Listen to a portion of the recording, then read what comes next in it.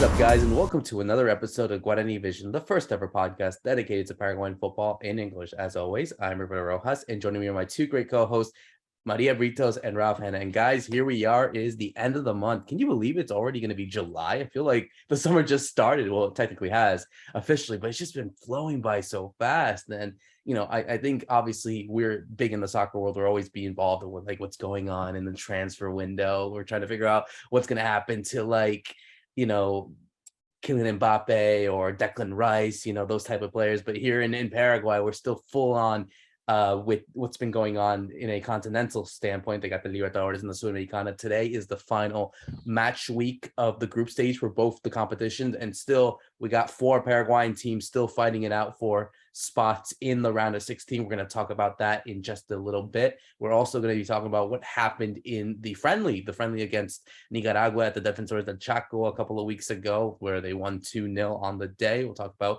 what this means now for them and obviously the qualifiers happening for the next World Cup. Hard to believe, like in this time, in about 3 years, the World Cup will be happening here in the United States. Let's hope that Paraguay can indeed make it to here to play in it and be back at a World Cup after so long. But it's good to hear from both you guys. It's been a while since we both had you guys on. Obviously, we don't have Fede here today because he's been busy with work. But nevertheless, let's do ladies first here as well. Let's go to South Beach though to Maria Britos, because certainly it's going to be an interesting summer, I would say. And of course, I think one of the things that I'm sure for you, like we'll go into Paraguay in just a bit, but I wonder how crazy it's going to be for you with Lionel Messi coming to MLS, because that's going to be insane. And here we're going to be hopefully be able to get the chance to see him in one of these games wherever they may be in the country. But I'd imagine for you, Maria, it's just going to be insane to see someone of that stature and caliber come to Miami to play ball. That's right, Roberto. It's been a crazy couple of weeks here in Miami, and I want to say hello again to everyone. With Messi coming here, I think it was sort of expected, but also unexpected. It was kind of weird and definitely a surprise, I want to say, for a lot of people, because we didn't really expect for him to come here so fast. But, I'll have him play down the street because I literally live on Commercial Boulevard. So I'll be seeing him pretty soon, hopefully. I'll pass by and have some mate with him. But yeah, I think it's one of those things that you kind of don't believe it until you see it. With the stadium as well, they're doing some renovations and trying to get as many people as possible to come see him, because the ticket prices have gone up like an insane amount of price, and it's just been Messi mania here in Miami. And I told Ralph, I was like, you left at the wrong time, to Texas. So it's gonna be a fun, exciting time. I believe he's due to come up and play in July 21st, I believe. So we'll see. Maybe I'll get to go see him. I don't know yet. Those tickets are way too expensive for me, but maybe I'll sneak in somehow. Yeah, honestly, I don't envy you one bit if you do indeed have Messi as a neighbor. If you just see him pop up and be able to share mate, that'd be the biggest flex of them all, honestly. So no jealousy on that end. And yeah, no, trust me, I tried to snatch some tickets, like literally, like when the rumors started to come out. I was like, yeah, I need to find out like when Inter Miami are playing close by. And thankfully, they play a game in Harrison, New Jersey against the Red Bull, which might be an interesting case and for us as Paraguayans, because obviously, here we are speaking, right now, right before the start of the qualifiers, and one of the goalkeepers for the New York Red Bull, a guy named Carlos Coronel, he's Brazilian at birth, but his parents are Paraguayan. And just a few days ago, right before the friendly against Nicaragua, he just got citizenship. So that could be someone where, in a case of Paraguayans, abroad taking on Lionel Messi, and hopefully it'd be a good test for him before, if he does get called up by Guillermo Marscadotto for the qualifiers. So yeah, and I was so glad I got it for cheap. I think I got it for like $60 or something, and now they skyrocketed up to like $200-$300 for like nosebleed. So I definitely got a good bargain there. But let's go to Ralph on this one over there in Houston. Well, hopefully you won't get the chance to see Messi this season, but maybe next season if prices are reasonable enough enough to get it. But here we are in really a crucial weekend. We'll get started on our conversation with the Libertadores and the Sudamericana, because certainly, obviously, we'll speak about Olympia first, because they're in a position, like you said, they're already qualified. They kind of already assured their qualification the other day against Atlético Nacional, winning 3-0. They play at home again to a Melgar side who, only just won one game, 1 win, 1 draw, and 3 losses. So for them, they're in a situation where they need to get whatever type of result to go for the Sudamericana. But for Olympia's case, I think it doesn't matter where they stay, because certainly they're already qualified, and it won't matter like that they have to face a certain team or whatnot. But I think in terms of morale, and I'd love to get Maria's opinion in just a bit, like they want to get off to a win there, especially at home, playing at Para Uno. They weren't able to play at the at Para Uno so far this season, the Libertadores. So the first time that you'll get a real home support, a full crowd, all crowded up there. I think for them to get that would be a huge morale boost for them, and what they can do in the next round. Yeah, that's right, Roberto. Hi, everybody from a very hot Texas. Saying earlier off camera, like I feel I'm in Paraguay again. It's quite nice to sometimes to have that nostalgia. And it's actually quite warm in Paraguay. Although they're in winter, they have something called the San Juan summer, which is very typical around this time of year, and they had it. So it's still going to be like 25, 26 Celsius. It's going to be a nice evening for people to go down and watch this Olympia team. And like you say, with the pressure off, knowing they're already qualified, they have a home game against who's been the weakest side in the group. Well, along with Patronato, they're both kind of fighting out for that wooden spoon. But it's a really great chance for Olympia. I mean, we saw some good news in the week for them that Delis Gonzalez is back in training. Of course, he's not ready for this game, but it makes you think that he could be ready for that last 16, which is a huge boost to them because they've really missed him. So they go into this, without too much pressure. I think they're definitely going to look for the win. We were talking about it too. There's maybe not this huge advantage of finishing first like we've seen in previous years, but it's still that morale booster like you're talking about, Roberto. And it's also, I mean, something to keep them almost ticking over, because this is a really strange week in Paraguayan football, because the league has finished. This should be your break. This should be your off season before the second half of the year starts with the Clausura. But because of this week of matches for these teams involved, they basically haven't had, and those somewhere on international duty, they just haven't had a break. And so they've been going straight through. And so I think what you want to do is, well, if you're having to work so hard when everybody else has time off, what you want to be doing is at least winning those games. So yeah, it's a great chance for Olympia, I think, just to keep ticking over, like we say, keep things going well. But really, they've got their eyes on what's coming next in the last 16. And of course, the start of the Clausura, which is something that I think with Delis Gonzalez coming back, they're going to feel they could win. Yeah, it's definitely a weird week for everyone, playing and participating in the Libertadores, and for Olympia, it's one of those chances that they have that, with, like you said, Ralph, not playing in the Apertura and still, kind of just focusing on the Libertadores, that this is their only chance, their only option. And like I said in other episodes, they weren't able to get the Apertura. They weren't able to focus on that because I think that they really were trying to get into the Libertadores and go into a further stage into the Libertadores than previously. It's been a while for them that they've been getting this far along. So just focusing on this goal, Libertadores, is, it's huge. And we all know how difficult it is to play in this international competition. So, I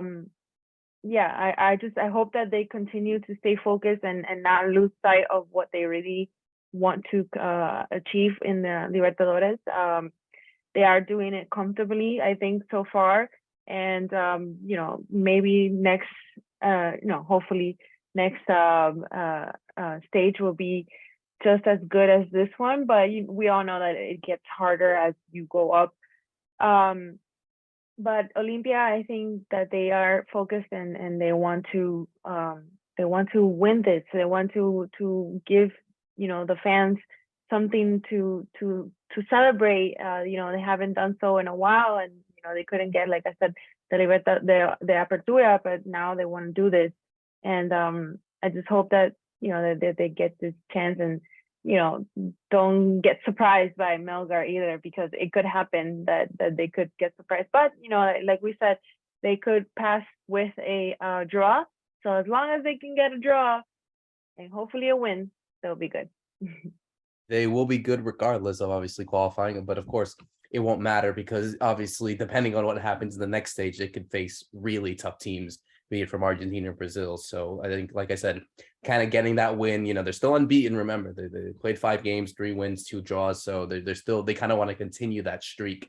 And I think for them to play it at home against the side that maybe isn't the strongest in Melgar, I think it would help them, get a big morale boost. And of course, helps them for the Clausura as well. Certainly they don't have to play the Libertadores until August. So they'll get like a month, not say break, but at least like they'll focus on one competition, like the Clausura come next month. So it will kind of ease off a bit of the pressure for them to really just focus on. And like Ralph said, to get Darius Gonzalez back. So that's a huge plus for them. And depending on who they face in the next stage, it could be a real X factor for him come in the latter stages. But let's go into what's been going on with the other 2 teams who still have to fight for a spot. The first one is Libertad, who currently are sitting with 6 points in 3rd place, 3 points behind Atletico Mineiro, who are in 2nd place, and leaders Atlético Paranaense with 10. Obviously behind them is Alianza Lima, and the team that they do have to face is Atlético Mineiro, again another team playing at home as well. I think, Ralph, going to you, because it's really a difficult task for them, and for Garnedo, everyone has kind of said that if he's going to do it in the big games, it's now, and he hasn't done it. And that's my fear. Libertad haven't had a really good record. They lost both their games at home to away teams. They lost to Alianza Lima, they lost to Atlético Paranaense, all within goals in the second half. I mean, I think I'm really fearful that they really can't get the result that they need. I mean, yeah, they might have enough to, assuming that Atlético Paranaense can do the job in what's it called, in Curitiba against Alianza Lima. I think, even for Libertad's case, technically, even if they do lose, they're still be in a position to qualify to the Sudamericana. But even then, this team, as good as they were in the Apertura, I don't see how they can just maintain that form come if they do play in the Sudamericana, or even if, God forbid, the Libertadores. Like, I don't see how it's going to work well for them in the latter stages. Well, this is a good test, because essentially tonight's game, as we go into recording, is it's like you're playing the second leg of a knockout, because they don't just have to win against Mineiro, they have to win by 2 goals, because because of goal difference in the standing. So this is almost like as if you've lost the first leg away and you've come back home and you have to win by 2 goals to go through. So here's the test, I think, for Garnero. What we've seen what we often see in the past is, yes, like you were saying, he kind of fails those tests because they can't quite get the mix right. Sometimes they've gone too attacking and leave themselves exposed. And that's maybe what we might start to see today. So what I'm understanding from the lineup, you're going to have the front 3 as normal, which is Enzo Gonzalez, Tito Villalba, and actually Roque Santa Cruz is maybe going to start. But then in midfield, he's basically going to go with Gomez, Sanabria, and Riveros. So apart from Riveros, you don't really have somebody holding. So it becomes a very attacking lineup. It looks like Espinosa will play left back. Espinosa is like a really attacking left back. So it looks like he's going to try and go all out, knowing that they have to score 2 goals. But what we've seen in the past is, have they been able to manage that correctly? You would hate for a situation where they do get the 2 goals, but then they concede late on or something. which would be a real killer. So we'll have to see. What we know about Libertad is they have the talent. Some of those players we just mentioned, right? Like Tito Villalba's one of the best players in South America at the moment. You have Enzo Gonzalez is this really exciting young player. Obviously, there's going to be comparisons with Julio Enciso. I don't think it's quite the same. It's slightly different, but he looks like, for me, he looks like a very similar version of someone like Mati Segovia, who's doing really well now in Brazil, who was at Guarani. Very, very similar kind of body shape, and both use their left foot a lot, that kind of thing. So they have these really talented players. You have Roque with all his experience, Christian Riveros with all his experience in goal. You have Martin Silva. So that's 3 players that are over 40 years old. So they have this kind of great core of experience, but then the talent. And so when you put it all together, it's a team that runs away with the league, like you talked about the Apertura, because at a Paraguayan level, they're just so good. But it does mean that on any given day, they can beat the Brazilian sides. They actually beat Atletico Mineiro away, right? So we know they have it in their kind of locker that they can do this. The real test, I think, though, is that kind of game management.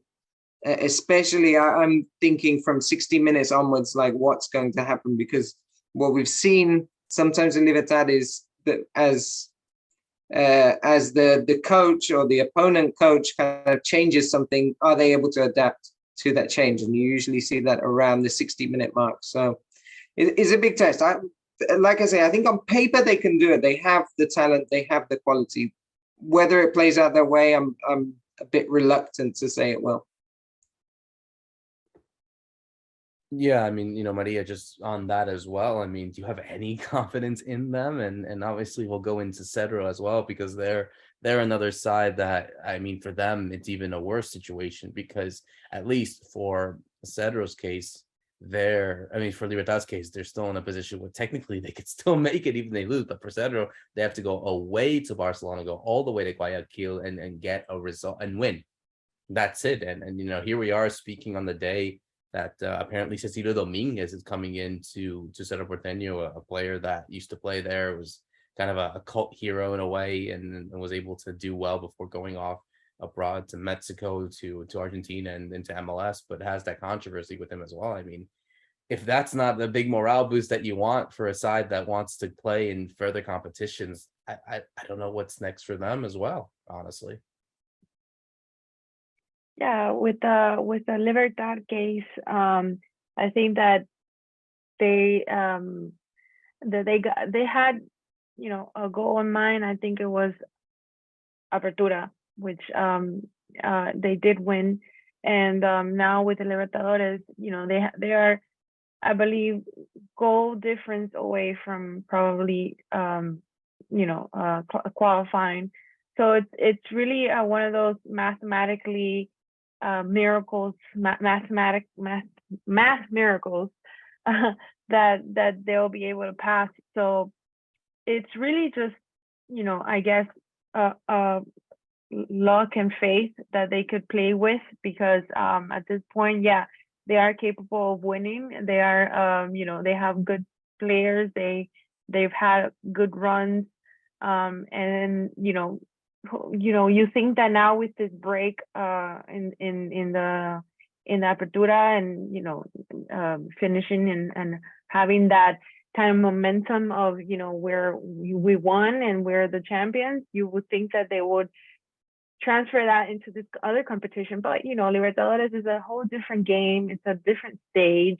It's a different mentality, and I guess they just haven't had the math and the equation to just get together. As for Cerro, it's been a difficult year for them as well. Started off rocky again.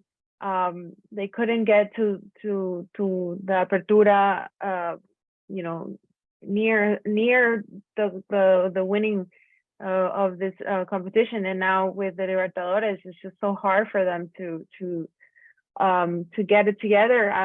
Like you said, hopefully with Dominguez, that he'll bring back some kind of luck and some kind of different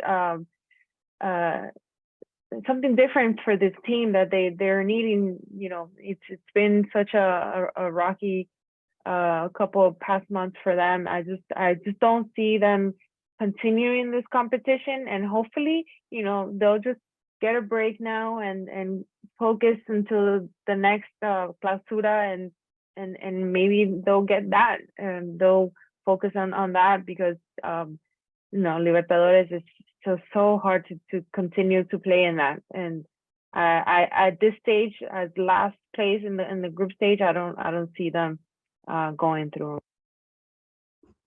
Is a tough situation, because I think what Maria mentions is by winning and going into Sudamericana, it's like a consolation prize, and is it then a distraction?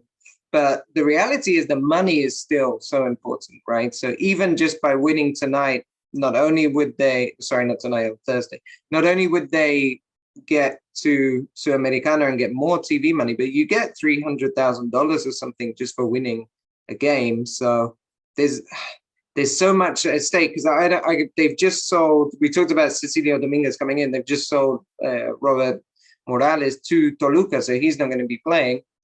And I don't know how much his salary, what his kind of fee was, but in the end, like $300,000 just for winning a game becomes very interesting for Paraguayan clubs.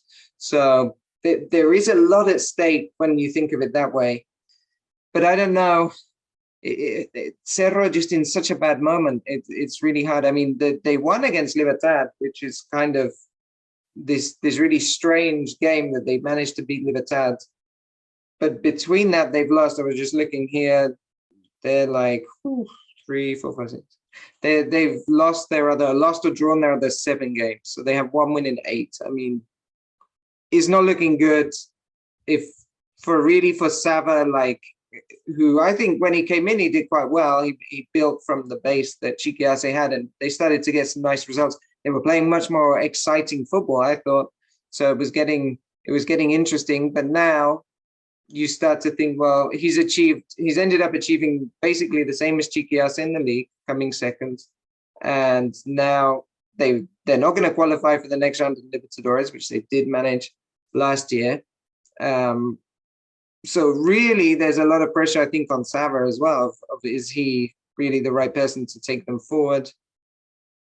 And a lot, yeah. There's a lot riding on this game. There's a lot happening. Like we say, Morales has just left, so you have players that are, going.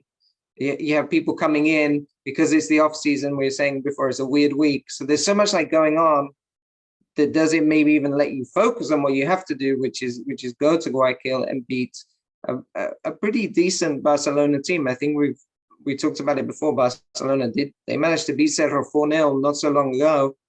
They play good football. They are, I would say, much more organized compared to Cerro in terms of where they are a club, like the club's kind of process at the moment or cycle.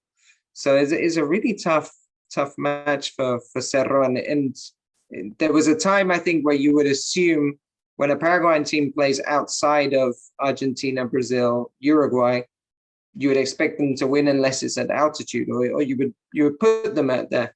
But now this game is not at altitude, it's in Guayaquil. But you still wouldn't suggest that, just because it's an Ecuadorian team, Paraguay will win, because actually Ecuadorian football has improved so much in the last kind of 5 to 10 years that I don't think this is a given at all. And like I say, Cerro come into it in such bad form, and you're wondering, like, where are they going to find that spark? Where are they going to find that motivation or inspiration to say that they can do this and they will win this? So it's a really, really tough one. I'm being a bit negative because I was a bit negative about Libertad and now Cerro as well. But it's just hard to see because of the form they've been in. That's I guess where I want to get to is the Bolivar loss. The Bolivar loss at altitude maybe was more expected, but the Bolivar loss at home, the draw with Tacuarun just at the end of the season, when you were hoping that would be your rebound or your follow-on from having beaten Libertad, like they just haven't managed to get a run of games together where they play well. So it's looking very difficult. Yeah, I think it looks very bleak as well. And honestly, even going for the Sudamericana real quick, obviously Guarani will be playing. They're still on top. They're still top of their Sudamericana group with Danubio, Emelec, and Huracan, but 1 point separates all four teams separately. So, obviously they definitely need to get a result at home against Huracan and certainly for them to qualify. So we'll be keeping an eye on that as they'll be played tomorrow at the time of recording. So I guess to get your final thoughts here from all you guys, I guess just real quick. Let's go from each of the clubs and just give like a bold prediction for each. For Olympia, I'll go to Ralph first. Where do you see them finishing in their group, first or second? I think they will come first. I think they'll win against Melbourne. Maria? Same. I think the first in their group. So hopefully a win for them. All right. For Libertad, do you see them qualifying to the Libertadores round of 16, going to the Sudamericana, or being eliminated? By the way, I also say Olympia go first in that one. So for Libertad, where do you see them, Maria, in or out? I'm gonna say it's gonna be a surprise, one of those miracles at the end, and they'll go through. To the round of 16 of the Libertadores. Okay. Wow. Ralph, what do you say? Do you agree with her on that one? I think what we're going to see is no, but it's going to be really close. They'll probably win, but only by 1 goal. I can see, if you guys remember, they played Junior de Barranquilla, and it was like this toe-to-toe, and I think it ended like 4-3. I can see like a 3-2 or something tonight. I think they will go to the Sudamericana. They won't have enough as well. So I think they'll still qualify and go to a different competition, but I don't see them going into the to the round of 16 of the Libertadores. For Cedro, in or out? Do you see them making it to the Sudamericana or not? Ralph, I'll go to you on this one. This is the hardest one for me, because I think they might just dig it in. I think they're gonna somehow dig in for all my negativity, but they'll manage to do it, and they'll almost prove me wrong, even though I'm saying they're gonna do it. Maria, what do you say? I think they'll just go to Sudamericana. I don't see I feel like it's a little too hard for them to get out of this stage. Yeah, I'm going to be a bit negative here and say that they won't get the result needed. And they will, unfortunately, after so much hype given to them at the start, they'll go finish dead last and not qualify. So that's my negativity on that end. And finally, for Guarani, I mean, they're still in the position to qualify. Ralph, I'll go to you on this one. Where do you see them? First, second, or out of it completely? No, I think I see them through. I think they could win actually against Huracan. I watched them play Huracan, the away game in Argentina, and although they didn't win, I liked in patches what they were doing, and I think I enjoy Guarani at the moment. I think they're a good team. They're an interesting side. So yeah, I think they'll go through and hopefully first. Maria, do you agree with Ralph on that one? I do. I think that they've had a good couple of runs of games, and they'll probably go through in this stage as well. I agree. I think they do end up winning, by the way, and then finishing up and going to the round of 16, which again would be a huge thing for them economically as well. So definitely keeping an eye on that. And so hopefully all our predictions are right, or sometimes wrong, to see all the Paraguayan teams do well this week in the Libertadores and the Sudamericana. As we switch gears now to what's been happening on the national team level, because we did see a friendly between Paraguay. They only played one friendly in this kind of June FIFA break. Usually teams play around 2 games, but they played one against Nicaragua on Father's Day, no less, on June 18th. And it was a free game, by the way, because of Father's Day, the entrances for the game at the Defensores del Chaco were free, and it was a very early game. I think 10:30, 10 a.m. Kickoff time, and it was a really interesting game because you did see a Paraguay side that kind of set up differently under Guillermo Esqueloto. Certainly you had all the expectation given on the likes of Enciso and Almiron, but you did see a debut for Juan Cáceres of Racing, of Lanús at the time, the Argentine-born naturalized Paraguayan, another one given to Guillermo Esqueloto's side. You also did see the likes of Brian Ojeda with Matias Villasanti in that midfield, Matias Rojas. It all and also Kili Rojas, Santiago Rojas, the goalkeeper, starting instead of Anthony Silva, and you saw them facing off in a 4-4-2. And Ralph, I mean, they ended up getting the win on the day. Maybe not as convincing as you would say, taking on a team that's like in around the 150 mark in the FIFA ranking, but they did get the win. It's a morale boost. 2 goals, a goal from Almiron in the 62nd minute, and Valbuena finishing off in the 78th minute. The man of the match, though, has to go to someone who just recently is going to be moving his side from Saudi Arabia and going to the UAE, and Ralph can give a bit more information about that, but that is Kaku Romero, Alejandro Romero Gamarra, again, becoming so vital to this side. It doesn't matter if he was playing under Schelotto or Berizzo.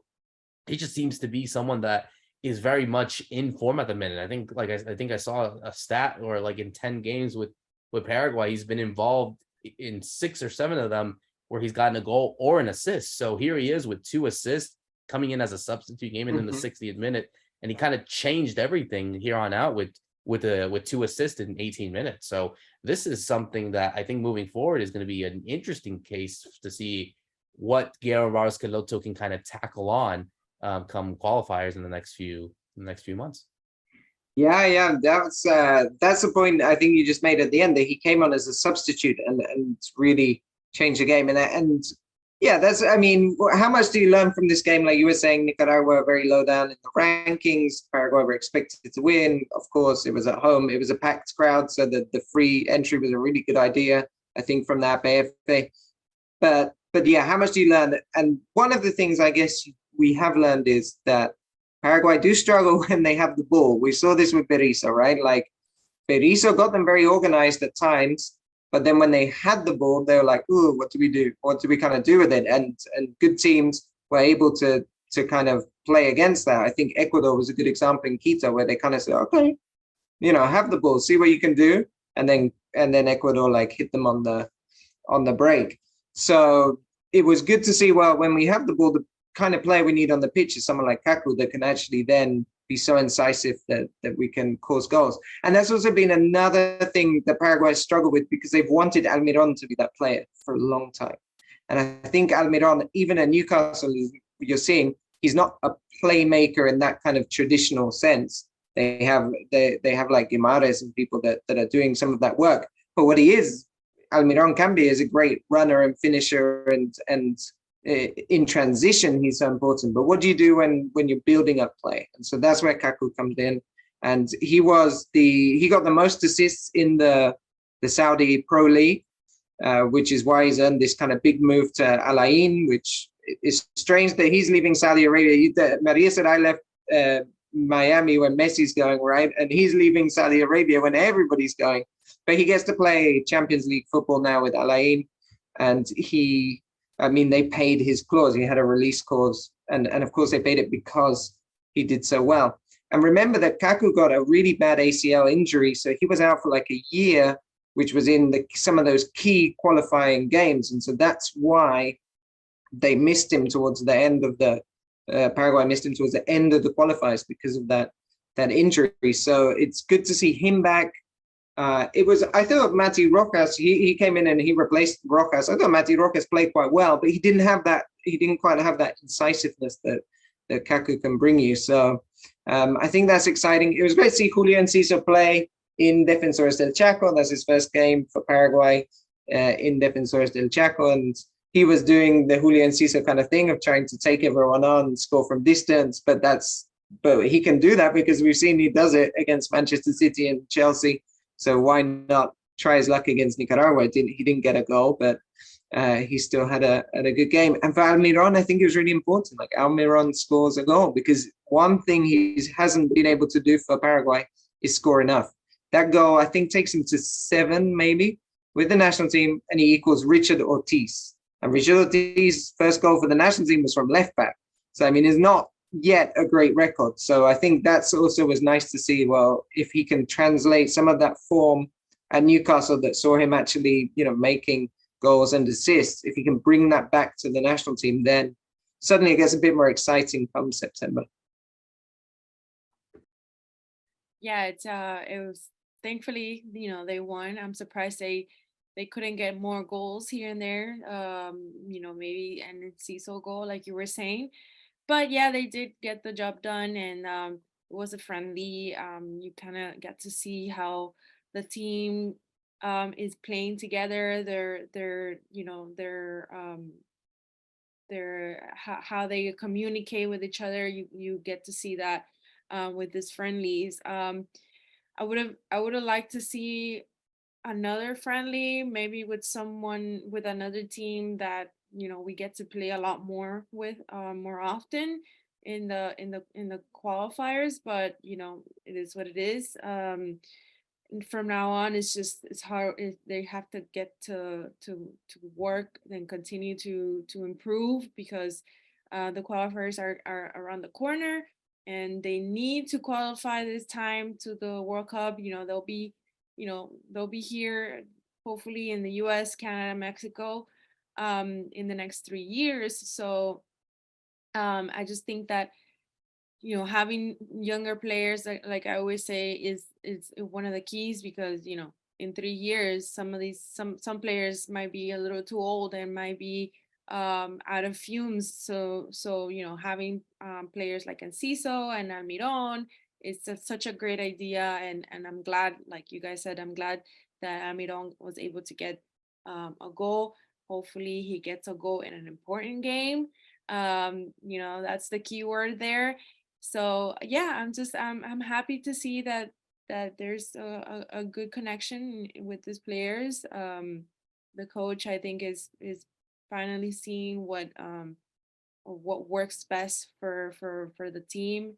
I think that playing with someone like Nicaragua, not to lower their quality, but I just it was kind of like a given to win against them. So, but we'll see what's in store for them next time around. I'm not sure when the first qualifying game is. It's September against Peru. The first, I was just going into that. The first games, there's 6 qualifiers that they play for the remainder of the game. 2 in September, 2 in October, and 2 in November. So they got Peru at home, Venezuela away, then they go to October, Argentina away, Bolivia at home, and then Chile away and Colombia at home. So yeah, I mean, this it's like it goes right there. Like literally there's no more time to prepare for that. So I think, certainly, like you said, I agree. And I think players like Enciso, like Almiron, like Gomez, him as well has kind of been the factor where now this is it. Like they have no chance to mess up, especially now in a qualifiers where they get an extra spot. Now, in theory, 2 extra spots, because it used to be 4 automatic, now it's 6 automatic and 1 extra spot for a playoff. So for them, it's even more of an obligation to go. And yeah, we'll definitely be reviewing it here. We got literally, like I said, it's already July, and then we're just 2 months away from the start of qualifiers. So we'll be talking about here on Guarani Vision. As always, a really good episode for myself, Roberto Rojas, Maria Britos, and Ralph Hannah. Thank you so much for listening in. See you soon.